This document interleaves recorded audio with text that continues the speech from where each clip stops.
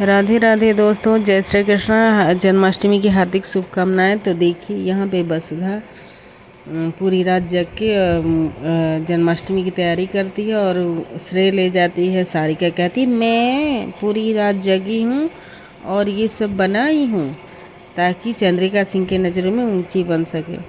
सब लोग उसकी वाहवाही करने लगते हैं कि कितना अच्छा बनाई हो सारिका, आज पता चला कि तुम कुछ कुछ लायक हो। ये देख के बहुत खुश होती है और अपनी तारीफ़ करने लगती है। तब तक दिव्या आ जाती है और कहती है कि नहीं मासा, ये तो वसुधा ने बनाया है, काकी साहब ने नहीं बनाया है।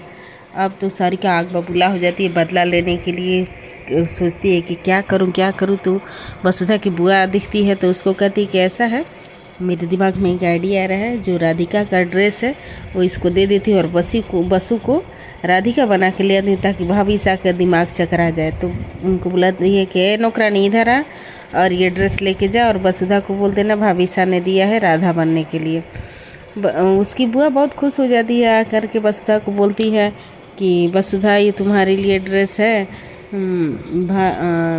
चंद्रिका मैडम ने भेजा है और अब तुम्हारी मुराद पूरी होगी, देव के साथ कुछ पल तुम बिता सकोगी।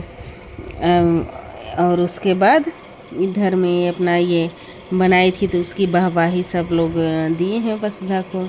ये देख कर के खूब जली भुनी है खूब जली भुनी है जलने के बाद वाकई में अच्छा बनाए थे, कहने वाली बात नहीं, बहुत सुंदर बनाई थी। इधर इसकी मासा कहती हैं, चंद्रिका जी कहती हैं कि ऐसा है कि अभी और तुम दिव्या दोनों लोग तैयार हो जाना राधा और कृष्ण बनने के लिए। अभी के दिमाग में एक आइडिया आता है, क्यों ना भैया को बना दिया जाए।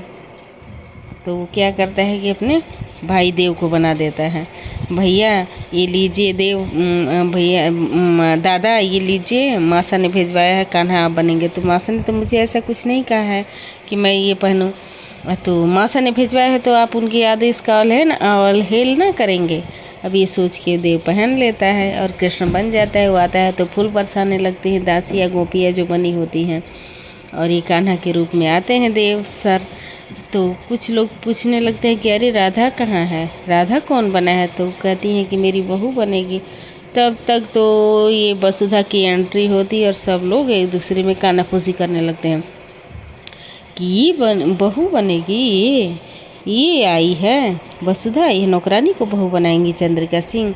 तो चंद्रिका सिंह वसुधा को देख के आग बबूला हो जाती, कहती कि नहीं, मैं अभी बताती हूँ इसको, मैंने तो इसको कहा भी नहीं था कि ये ड्रेस पहन के आना। अब कानाफूसी एक दूसरे से सब करने लगते हैं। और तो चुगलीखोर होती ही है, मैं भी एक औरत हूँ, लेकिन फिर भी चुगली ज़रूर होती है औरतों की, कानाफूसी करने लगती हैं।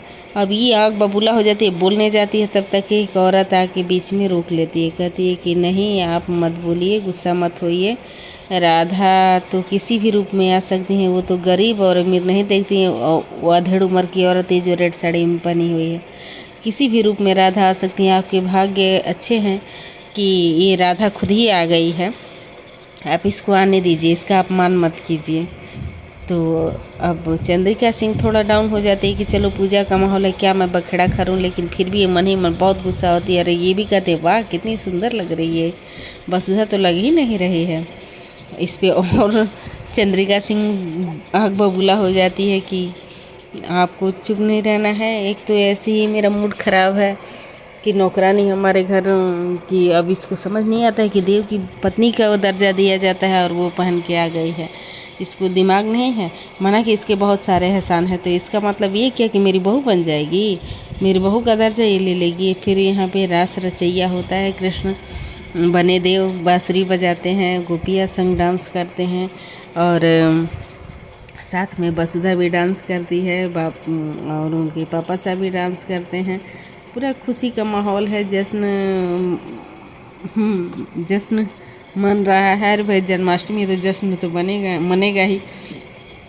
वसुधा के संग रास रचैया, उसी में प्रेम लीला भी अपनी ओरिजिनल वाली थोड़ा कर लेते हैं, आँखों के देखा अपना एक दूसरे को देख लेते हैं, आँख सेक लेते हैं। तब तक पंडित जी बोलते हैं कैसा कि आके डोरी झुलाइए, कान्हा जी का जन्म हो गया है।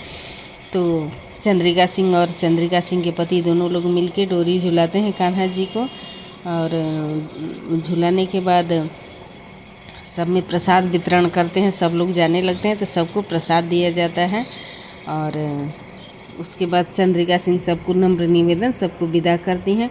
उसके बाद होती हैं आग बबूला, तेज़ तेज़ कदमों से जाती हैं चंद्रिका सिंह वसुधा के पास, और वसुधा के पास जाके खूब फटकार लगाती हैं उसको, तुम्हारी हिम्मत कैसे हुई, तुमको कौन कहा है ये ड्रेस पहन के आने के लिए, तुम्हारी हिम्मत कैसे हुई कि ऐसे माना कि तुम्हारे बहुत सारे एहसान हैं, लेकिन इसका ये मतलब थोड़ी कि तुम मेरी बहू का दर्जा छीन लोगी, ये तुम बहू मेरी बहू बन जाओगी, माना कि तुम झांकी सजाई हो, बहुत वाहवाही की हो, बहुत सारे मेरे काम की हो, मेरे पे एहसान की हो, तो क्या करोगी।